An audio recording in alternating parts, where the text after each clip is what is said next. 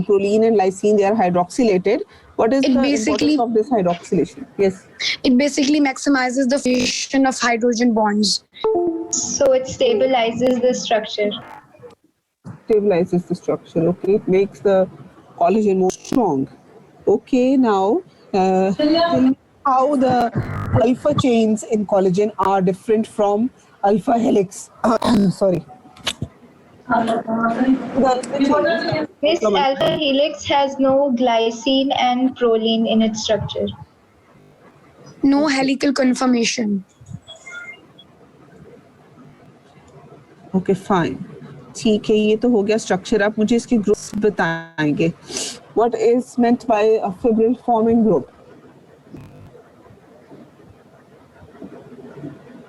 It is made up of type 1, type 2 and type 3 collagen fibers, and it is a rope-like structure. Basically जो type 1 collagen fibres होते हैं वो हमारे पास support provide करते हैं, strength provide करते हैं, for example like in skin, bone, tendons and all of that. और टाइप 2 जो होते हैं वो हमारे पास कार्टिलेजिनस स्ट्रक्चर्स के साथ एसोसिएटेड होते हैं, for example cartilage, intervertebral discs and all of that. And the third type is they provide distance stability and they are associated with blood vessels and all of that. The second group is network forming collagens. इसमें type 4 और type 8 हमारे पास होते हैं. Type 4 जो होते हैं वो basically basement membrane में बनाने में मदद करता है. अब हमें कोई और बताता है, ठीक है. आई वांट थोड़े बच्चे थोड़े चेंज भी बताएं, ठीक है. आप लोग 124 स्टूडेंट्स हैं, तो 124 स्टूडेंट्स में से बच्चे चेंज होने चाहिए, ठीक है. सिर्फ 3-4 बता रहे हैं, सो आई वांट समवन जिसने पहले नहीं बताया. मैम जो नेटवर्क फॉर्मिंग में उसमें 4 और 7 होते हैं. जो 4 है उसकी एग्जांपल बेसमेंट मेम्ब्रेन है, और जो 7 है उसमें स्क्वेमस एपिथेलियम वगैरह होते हैं. फिर अच्छा, जो बेसमेंट मेम्ब्रेन का काम है. जी मैम, बेसमेंट मेम्ब्रेन की क्या इंपॉर्टेंस है, क्या करती है? मैम ये होल्ड करती है स्किन को, ठीक है, और फिल्ट्रेशन कराती है, ठीक है. Okay, what are fibril associated collagens? Ma'am, it is associated with first group और इनकी beaded appearance होती है. ये they provide strength for attachment of one collagen to other. Okay. Now what are transmembrane collagens?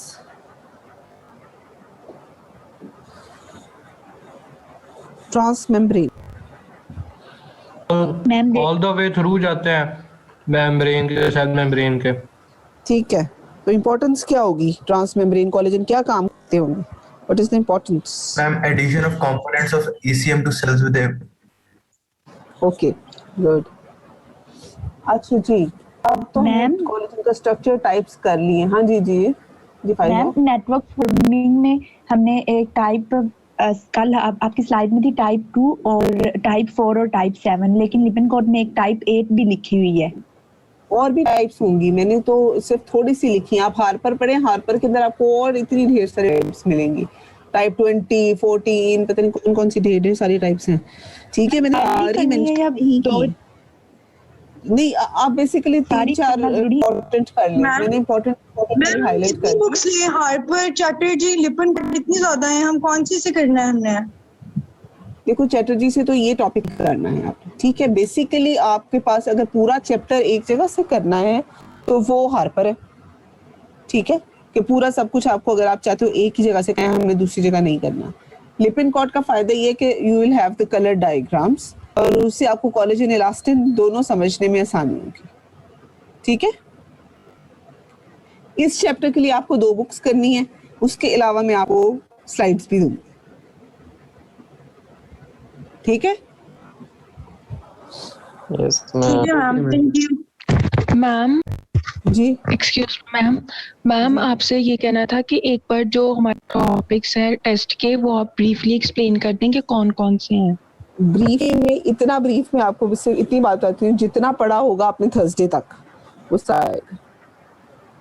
Ma'am, वो करना कहाँ से, यही नहीं हमें समझ आ रही. कभी कहीं कहता है मैम, बायोकेमिस्ट्री का बहुत स्कैटर्ड है. आप जो है आप लोग एक जगह लिख के नहीं बताते कि ये टॉपिक्स हैं, ये करना है. मैम, वो एक स्टडी गाइड होती है, स्टडी गाइड अभी तक हमें नहीं प्रोवाइड की गई. स्टडी गाइड फर्स्ट ईयर की स्टडी मैम गाइड जैसे हमें एनाटॉमी का पता था कि जर्नल पे कितने करनी है और ग्रॉस से क्या करना है, हम लोग को प्लीज बायोकेम का भी बता दें। मैम काइंडली राइट आप UHS का out on a syllabus- page separately और फिर आप वो सेंड कर दें। एनाटॉमी की मैम ने भी ऐसे किया था। स्क्रीनशॉट लेके और दे देती। UHS का सिलेबस आपके पास नहीं है? हमारे पास भी है लेकिन बुक्स तो नहीं है यूएचएस के सिलेबस दीजिएगा।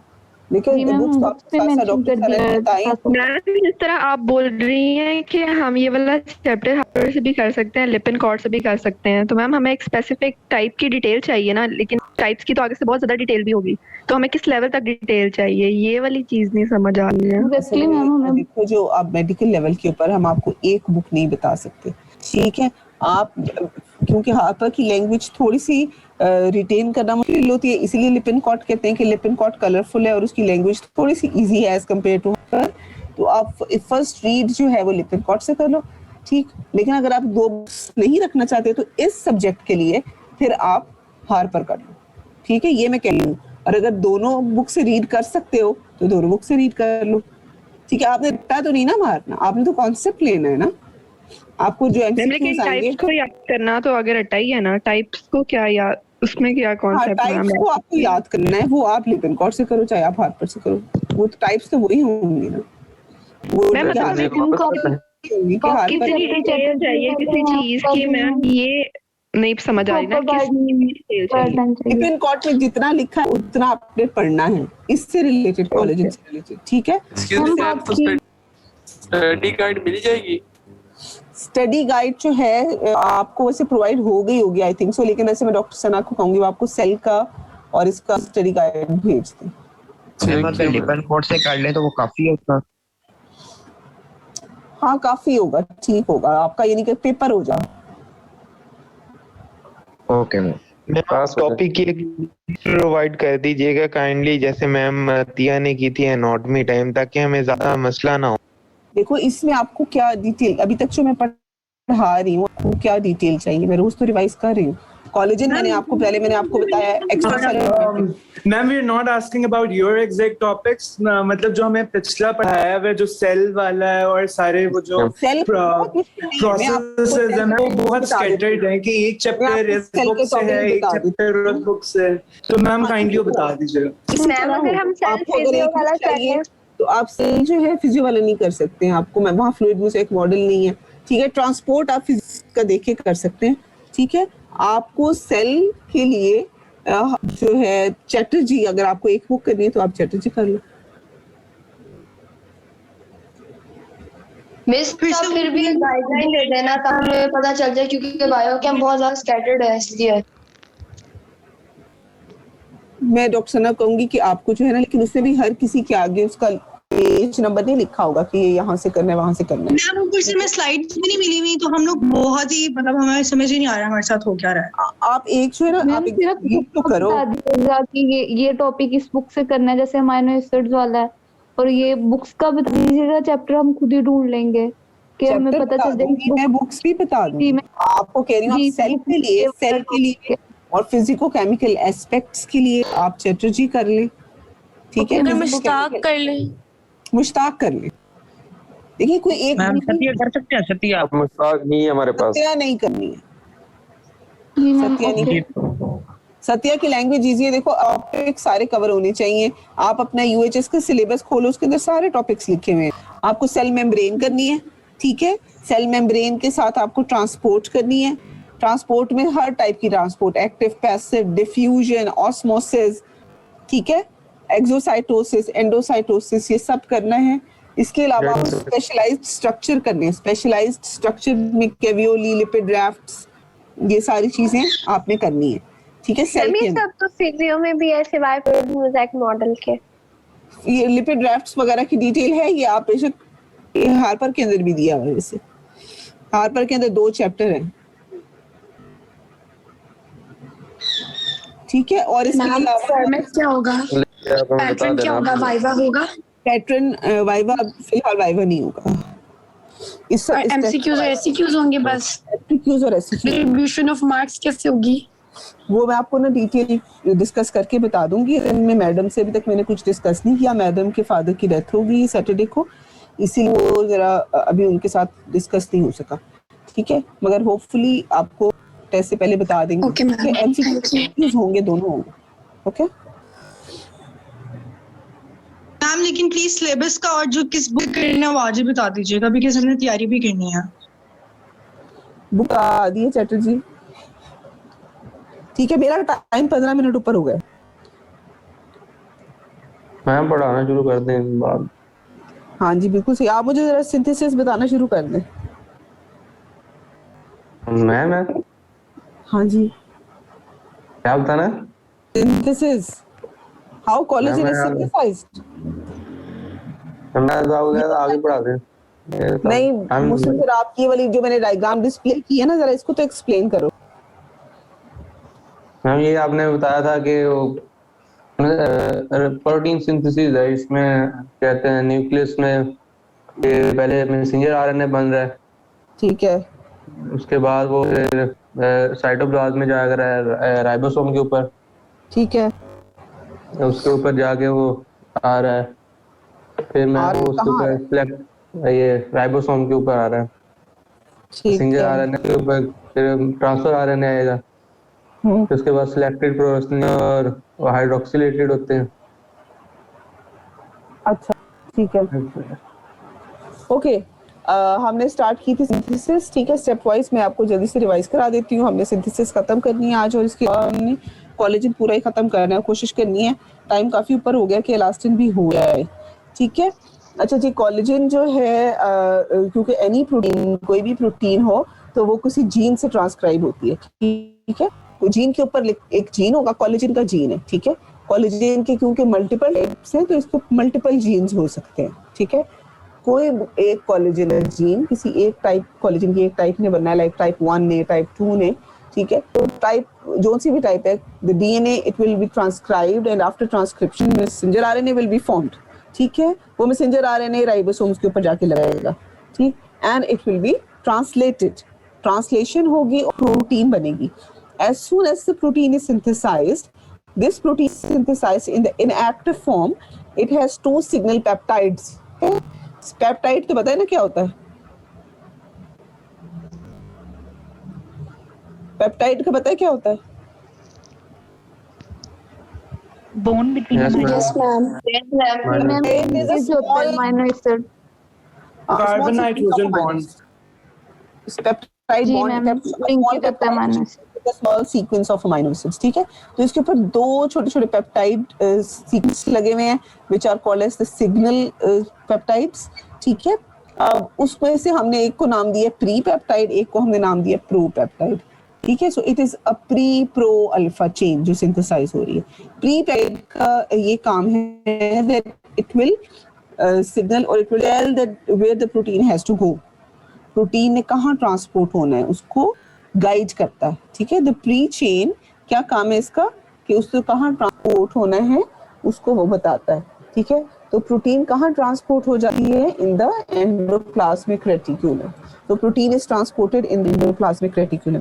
When the protein is transported in the endoplasmic reticulum, तो अब प्री का काम खत्म हो गया, प्री ने अपना काम कर दिया, प्रोटीन को उसकी जगह पर पहुंचा दिया। Now the pre peptide it will be removed by the enzyme, ठीक है। प्री पेप्टाइड रिमूव हो जाएगी, अब जो चीज बच जाएगी it will be a pro alpha chain only, ठीक है।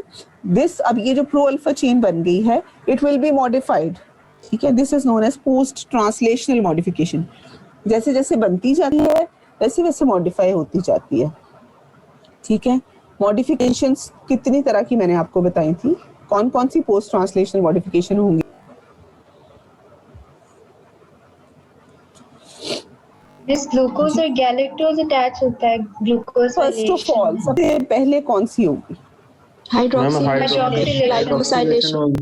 हाइड्रोक्सिलेशन सबसे पहली होगी, ठीक है। हाइड्रोक्सिलेशन में कौन से मॉलिक्यूल्स ने हाइड्रोक्सिलेट होना है? प्रोलीन और लाइसिन। प्रोलीन और लाइसिन। प्रोलीन और लाइसिन ने हाइड्रोक्सिलेट, और इस जो हाइड्रोक्सिलेशन होनी है इसके लिए क्या रिएक्शन होगा? मैम इसमें अंदर प्रोलाइल हाइड्रोक्सिलेज एंजाइम यूज होता है, ठीक है। और मॉलिक्यूलर ऑक्सीजन यूज होता है, फेरस आयरन यूज होता है, ठीक है। और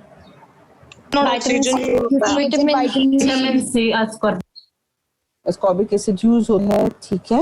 ये रिएक्शन कल मैंने आपको दिखाया था, और साथ इसके alpha keto glutamate it is converted to succinate, ठीक है। ये दिस इज द रिएक्शन। अगर तो प्रोलीन के लिए है, the enzyme will be prolyl hydroxylase. अगर लाइसिन हाइड्रोक्सिल होगा तो the enzyme will be lysyl hydroxylase, ठीक है। और इसमें विटामिन सी का क्या काम है? What is vitamin C doing here? Reducing agent है। It will reduce what? It will reduce who? किसको reduce करेगा? मैम इसके बगैर एंजाइम्स नहीं काम करेंगे, लाइसिल और वो जो दूसरा प्रोलिल enzyme. Okay, it will reduce iron. ठीक है? Yes. This vitamin C it will reduce iron. क्योंकि आयरन Fe2 फॉर्म में चाहिए, Fe3 में अगर कन्वर्ट हो जाएगा तो वो हमारे किसी काम का। We don't require a ferric form, we require a ferrous form of iron. और ferrous form में को रहने के लिए vitamin C is necessary. Vitamin C it will convert ferric into ferrous form, ठीक है। This is the cofactor. ये वाला जो है जो हाइड्रोक्सिलेशन के लिए कोफैक्टर है फेरस, ठीक है। और उसके बाद हाइड्रोक्सिल ग्रुप यहाँ लग जाएगा। हाइड्रोक्सिलेशन का फायदा ये है कि जितने हाइड्रोक्सिल ग्रुप्स होंगे उतने ज्यादा हाइड्रोजन बॉन्ड्स बन सकेंगे between the side chain of the amino acid. ये साइड चेन ही है ना अमाइनो एसिड की, ठीक है। तो जितने ज्यादा हाइड्रोक्सिल ग्रुप्स होंगे उतनी ज्यादा हाइड्रोजन बॉन्ड बनेंगे, जितने ज्यादा हाइड्रोजन बॉन्ड बनेंगे उतने ज्यादा कोलेजन विल बी स्ट्रॉन्गर, ठीक है। की स्ट्रेंथ ज्यादा अच्छी होगी कोलेजन की, ठीक। अगर if there is deficiency of iron or if there is deficiency of vitamin C, what will happen? Vitamin C it will not convert ferric into ferrous form. ये reaction properly proceed नहीं करेगा, ठीक। कम hydroxylation होगी, there will be reduced hydroxylation. Few hydrogen bond will be formed and the collagen in turn जो collagen रहेगा it will not be strong collagen, ठीक है। It will be a loose collagen. उस collagen के loose होने की वजह से, because collagen is present everywhere in our muscles, in our bones, in our capillaries, ठीक है। उसकी वजह से क्या होगा, थोड़ी सी भी चोट लगेगी तो capillaries they will rupture and will be bruises on the skin. हमारे जो gums हैं इसमें भी collagen है तो they will be bleeding gums, ठीक है। दांत भी थोड़ा उस तरह से strongly उसके अंदर फिक्स नहीं होंगे, collagen it will be loose, ठीक। they will be swinging in the joints, ठीक। एनीमिया भी होगा। एनीमिया इसलिए कि एक तो आरबीसीज की मेम्ब्रेन भी फ्रेजाइल होगी और दूसरा आयरन जो है वो फेरिक फॉर्म में होगा, फेरस नहीं होगा। तो iron it is necessary for haem synthesis, ठीक है। हीमोग्लोबिन बनाने के लिए आयरन चाहिए फेरस फॉर्म में, तो वो फेरस फॉर्म में कन्वर्ट नहीं होगा तो इसलिए हीमोग्लोबिन भी प्रॉपर नहीं बनेगा, इसकी वजह से एनीमिया होगा, ठीक है। स्कर्वी को आप डिटेल के अंदर पढ़ेंगे इन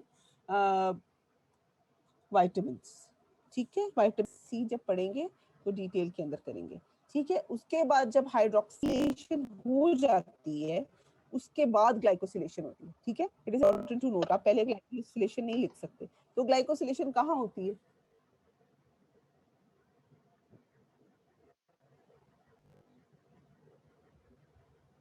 जी, ग्लाइकोसिलेशन कहाँ, किस मॉलिक्यूल पे? हाइड्रोक्सिलाइसिन। ओके, हाइड्रोक्सिलाइसिन के ऊपर सिर्फ ग्लाइकोसिलेशन होगी।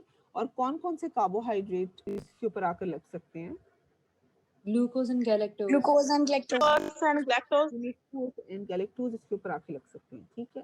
जब ग्लाइकोसिलेशन हो जाती है तो हमारे पास दोनों पोस्ट ट्रांसलेशनल मॉडिफिकेशन हो गई, हाइड्रोक्सिलेशन भी हो गई, ग्लाइकोसिलेशन भी हो गई, ठीक है।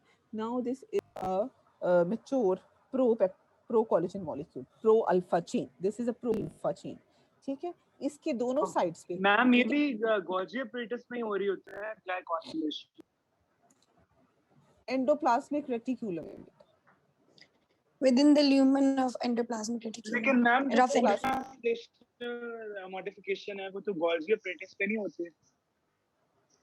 नहीं, ये एंडोप्लाज्मिक रेटिक्यूलम में हो रही है, ठीक है।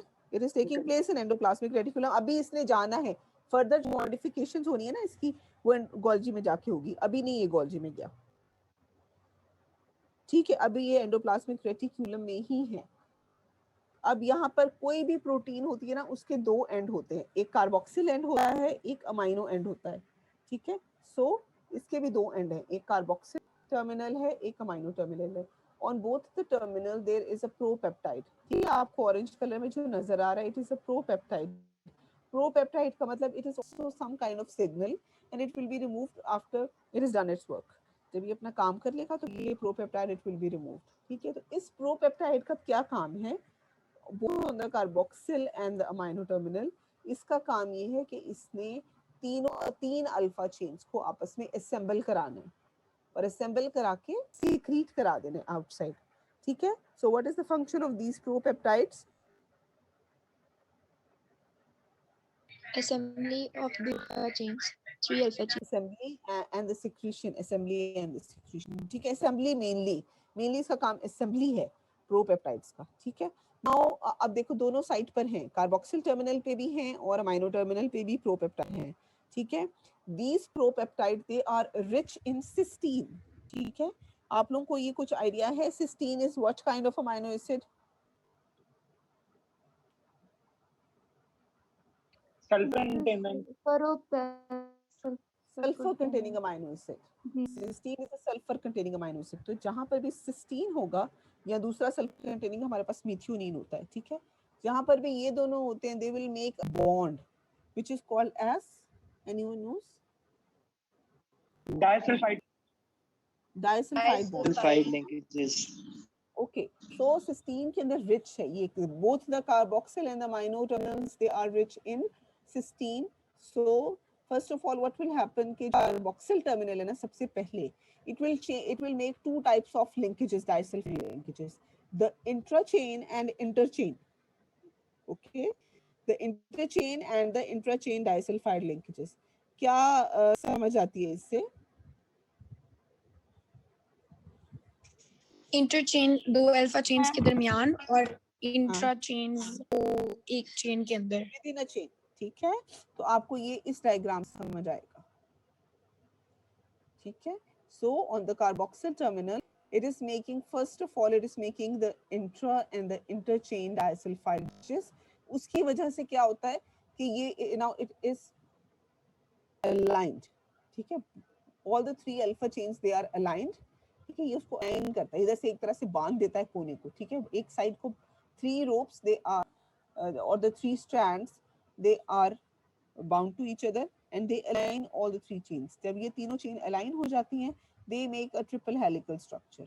ठीक है, जब पूरा ट्रिपल हेलिकल स्ट्रक्चर एंड तक बन जाता है तो अमाइनो टर्मिनल के ऊपर सिर्फ इंट्राचेन डाइसल्फाइड बॉन्ड बनते हैं, there are no interchain disulphide bond. ठीक है, and now this is a which pro collagen। समझ आ गई यहाँ तक? अमाइनो पर इंट्रा मैम अमाइनो टर्मिनल का दोबारा बता।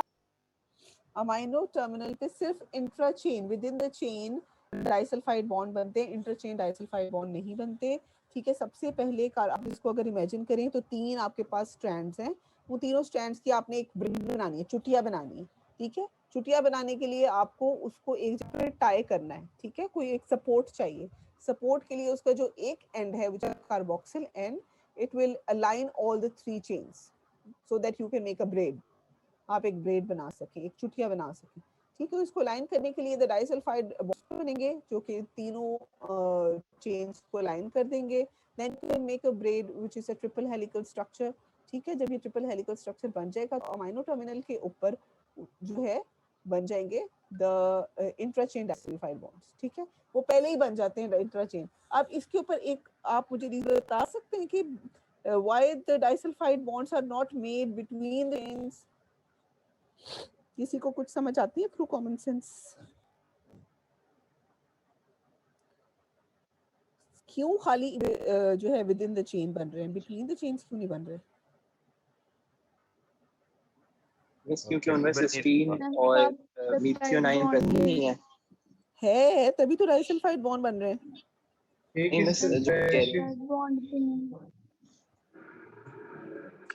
मैम नहीं तो ब्रेड बनती चली जाएगी। रिपल्शन हो रही है, रिपल्शन नहीं।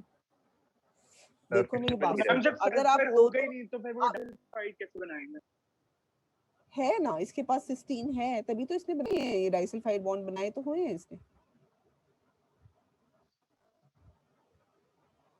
अच्छा मेरी बात सुन, अब 3 धागे हैं, तीनों को दोनों तरफ से आप बांध दो, पकड़ दो, तो बीच में चुटिया कैसे बनाओगे?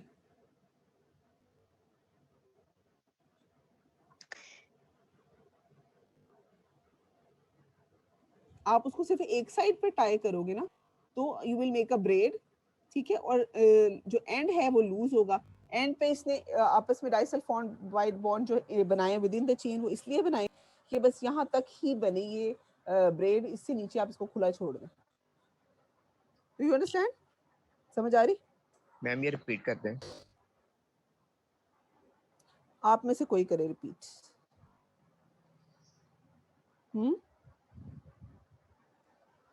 क्या चीज मिस आपने अभी क्या बताया है? मैम क्या रिपीट करना है? क्या रिपीट करना है? रिपीट ये जो इसकी डाइसल्फाइड बॉन्ड फॉर्मेशन और इसकी ट्रिपल हेलिकल फॉर्मेशन रिपीट की है, और ये बताना है कि ये वाली जो साइड अमाइनो टर्मिनल, इसके ऊपर why the disulphide bonds are not made within two chains, between the two chains.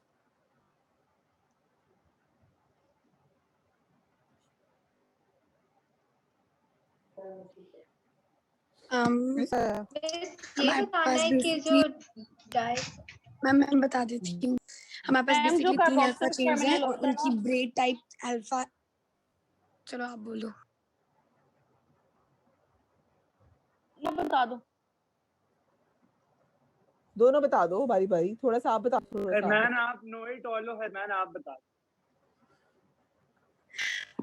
Basically ये 3 अल्फा चेन्स हैं और उनका हेलिकल स्ट्रक्चर ट्रिपल हेलिक्स बनाने के लिए उनके ये जो 2 एंड्स हैं ये बेसिकली बॉन्ड्स बनते हैं ताकि वो अलाइन हो सके एक दूसरे के साथ, और फिर वो ब्रेड टाइप बन सके या फिर जो ट्रिपल हेलिक्स है वो बन सके।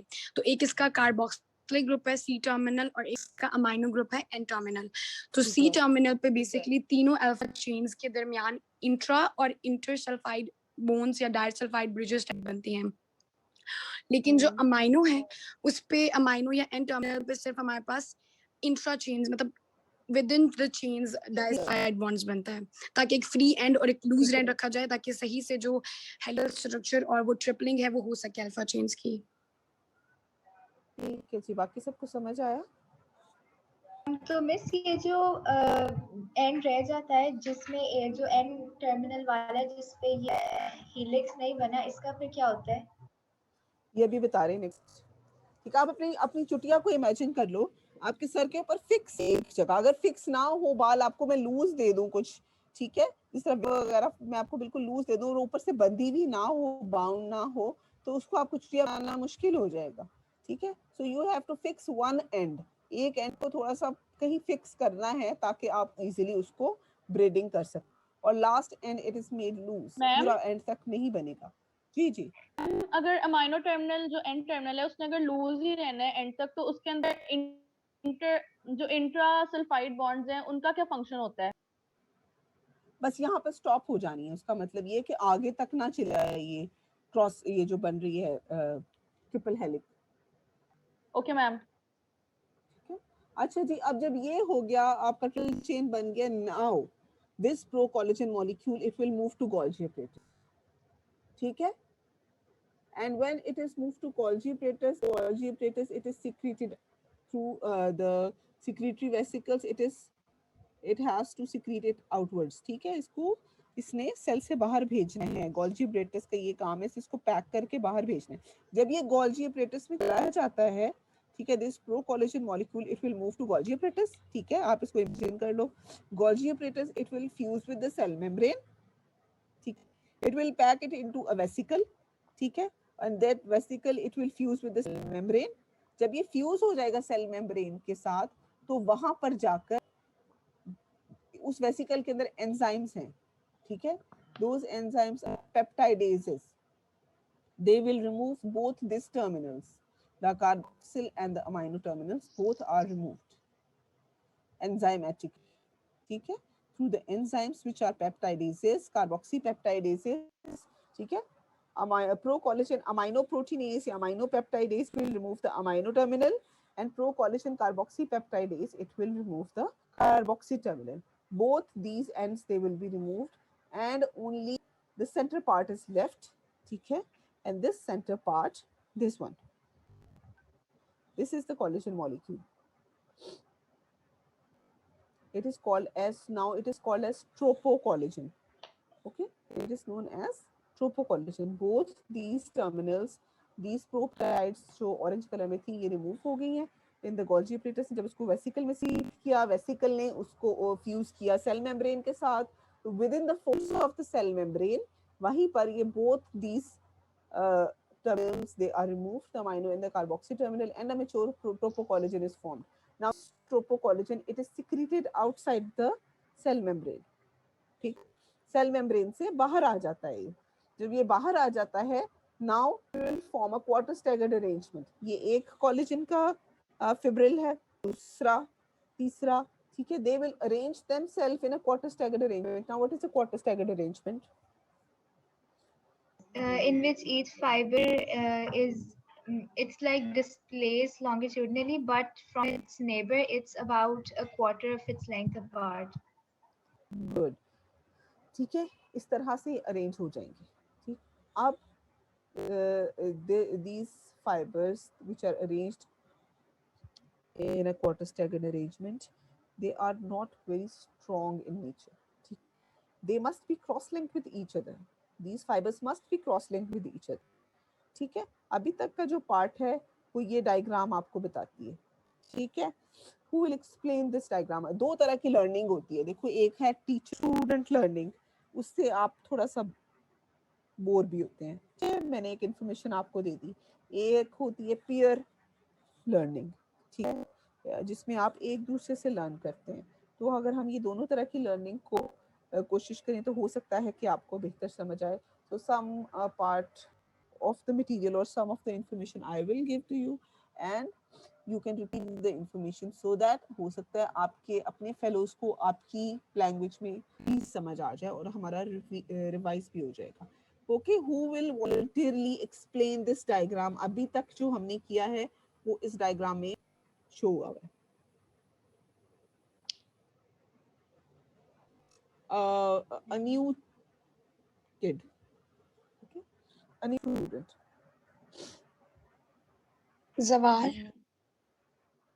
जवार ने पहले बताया है. इकरा बता दो. इकरा आपने नहीं बताया पहले, है ना? इकरा रफीक. Yes ma'am. जी इकरा, आप आओ, ये डायग्राम को एक्सप्लेन कर सकते हो?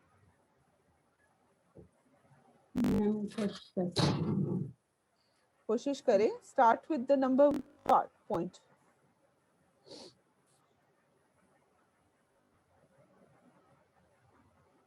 जी इकरा, हमें बेटा आगे प्रोसीड करना है तो इसलिए प्लीज. Yes ma'am. सबसे पहले डीएनए से मैसेंजर आरएनए बनेगा. ठीक है. प्रोटीन सिंथेसिस के लिए सबसे पहले डीएनए से मैसेंजर आरएनए बनेगा और वो जाएगा राइबोसोम. हाँ जी, ribosome. See these pink colours are ribosomes. Ma'am, ribosome के पास जाएगा, वहाँ पे मैसेंजर आरएनए ट्रांसलेट होगा प्री प्रो अल्फा चेन में. ठीक और है. वहाँ पे प्री अल्फा चेन के ऊपर एक होता है सीक्वेंस, अमीनो एसिड सीक्वेंस होता है जो प्री अल्फा चेन को प्रो अल्फा चेन में कन्वर्ट कर देगा with in the lumen of the rough endoplasm. ठीक है. और वो जो अल्फा चेन होगी उसके आगे मतलब के ल्यूमेन के अंदर हाइड्रोक्सिलेशन होगी, जो उसके अंदर पेप्टाइड चेन के अंदर प्रोलीन और लाइसिन पड़े हैं, उनकी हाइड्रोक्सिलेशन होगी और हाइड्रोक्सी प्रोलीन और हाइड्रोक्सी लाइसिन बनेगी. ठीक है, thank you Iqra. Anyone else? जी आप कंटिन्यू करें इससे आगे.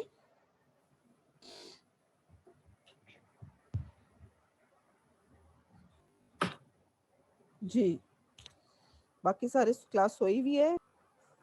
मैं करूं? फाइजा, चलो बताओ फाइजा. मैम, जब इसमें हाइड्रोक्सिलेशन हो जाएगी प्रोली या फिर लाइसिन की, इसके बाद ये होगा कि ग्लाइकोसाइलेशन होगी in the lumen endoplasmic reticulum. Glycosylation में लाइसीन की होगी ग्लाइकोसाइलेशन, हाइड्रोक्सीलाइसिन की, हाइड्रोक्सीलाइसिन की, उसमें सम अमाउंट ऑफ लैक्टोज या ग्लूकोज ऐड हो जाएंगे। उसके बाद जब ये अपनी मॉडिफिकेशन, ये फॉर्म बन जाएगी, उसके बाद ये गोल्जी ऑपरेटस की तरफ कर दिए जाएंगे, ये प्रोकोलेजन बन जाएगी। फिर ये प्रोकोलेजन बनने के बाद ये गोल्जी ऑपरेटस की तरफ चले जाएंगे, वहां जाके इनकी फर्दर मॉडिफिकेशन होगी, जिसमें ये होगा कि इसके एक अमाइनो कार्बोक्सिल टर्मिनल है और एक अमाइनो टर्मिनल है। कार्बोक्सिल टर्मिनल में एक होगी अमाइनो एसिड सिस्टीन होगा, जो इसमें डाइसल्फाइड ब्रिजेस बनाएगा इंट्रा चेन में भी और इन में भी। ठीक है। और उसके बाद इसके अमाइनो टर्मिनल में सिर्फ इंट्रा चेन बनेंगे, इसलिए क्योंकि हमने इसकी ना 3 ट्रिपल हेलिक्स फॉर्म बनानी है। वो एक तरफ से अगर होगी तो दूसरी तरफ से अगर लूज होगी तो फिर वो ट्रिपल बाउंड बन जाएगी। जब ये हो जाएगी, इसके बाद प्लाज्मा, ये इसको वेसिकल की फॉर्म में गोल्जी ऑपरेटस इसको ट्रांसपोर्ट करेगा टुवर्ड्स प्लाज्मा मेम्ब्रेन। ये प्लाज्मा मेम्ब्रेन के पास जाएगी तो कुछ एंजाइम्स होंगे जो इन कार्बोक्सिल ग्रुप और अमाइनो ग्रुप को रिमूव कर देंगे, और सिर्फ अंदर मतलब कि वो नियान में जिसमें हाइड्रोक्सिलेशन हुई होगी और वो लैक्टोज ऐड हुए होंगे, वो वाला हिस्सा बस बच जाएगा। वो फिर आउटसाइड द सेल ट्रांसपोर्ट कर दिया जाएगा। अब उसको हम कहेंगे ट्रोपोकोलेजन। पहले प्रोकोलेजन थी, जब वो हाइड्रोक्सिल टर्मिनल और वो कार्बोक्सिल टर्मिनल रिमूव करने के बाद वो ट्रोपोकोलेजन बन गई। उसके बाद फिर ये काफी सारे ये चेन्स मिल के हमारे पास एक कोलेजन का फाइबर बना देंगे। ठीक है, okay, thank you. Now these fibers, they must be interconnected, ठीक है, they must be cross linked to make a more strong collagen. इसको more stronger करने के लिए we have to make cross links between them, ठीक है, यह समझ आ रहा है, इनके बीच में इधर भी और इस तरह भी, so we have to make cross links, okay, between the collagen molecules. इसके अंदर cross links बनाने के लिए what happens or how cross links are made? Cross links are made by the reaction in lysine. It is deaminated. The enzyme is required. Enzyme which is required is lysyl oxidase. It is not now a hydroxylase. It is an oxidase. Oxidase. It will do what? It will use oxygen, molecular oxygen. ठीक है. One of the oxygen is given to water, and other oxygen it is given to the substrate. ठीक है. जितने भी lysine पड़े हुए हैं, ठीक है, these lysines they will be, और hydroxylysines भी, ठीक है, lysines और hydroxylysines they are deaminated, their amino group is removed and it is oxidized, ठीक है, oxygen is added to it. This lysyl oxidase is a copper containing enzyme. इसका जो hydroxylase था उसका जो cofactor था it was iron, और oxidase का जो cofactor है it is copper, ठीक है. Now this, when it is deaminated lysine, it is called as, now it is called as L-lysine. Al आप इस पे ऐड कर देंगे, ठीक है. When amino group it is removed from lysine and oxygen is added, then lysine is converted into L-lysine. ये आपने याद रखना है क्योंकि ये elastin के अंदर भी आएगा, ठीक है. Now what will happen? One of the L-lysine, it will make a bond with lysine, normal lysine, ठीक है. One lysine and one L-lysine, they will make a bond, they will be condensed with each other through aldol condensation, ठीक है. aldol condensation के mechanism में नहीं हम detail में जाएंगे, but they will be condensed here, ठीक है. And this bond, it is a cross link, it is known as a cross link. It will make the collagen fibers more lysine और L-lysine की क्या structural differences हैं, यहाँ पे कैसे different है एक दूसरे से? ये आपको यहाँ पे रिएक्शन में भी नजर आ रहा है. It is different that lysine जो है उसके एंड पे अमाइनो ग्रुप होता है, ठीक है. This amino group it is removed by the enzyme lysyl oxidase and it is released in the form of ammonia, and by using molecular oxygen is added here,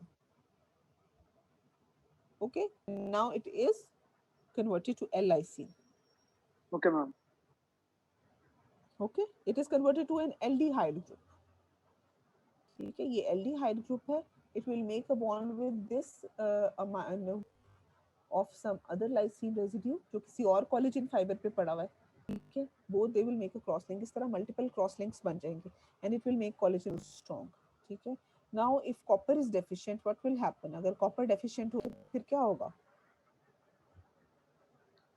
L-lysine नहीं, deamination नहीं होगी और oxidation नहीं होगी. और फिर अगर LIC नहीं बनेगा तो फिर क्या होगा? बॉन्ड नहीं बनेगा, स्टेबिलिटी नहीं रहेगी कोलेजन की। कोलेजन क्रॉस लिंक नहीं बनेगा, वो आपस में लिंक नहीं कर पाएंगे, ठीक है, तो कोलेजन कॉपर स्ट्रॉन्ग बनेंगे। डेफिशिएंसी, आप कॉपर डेफिशिएंसी को रीच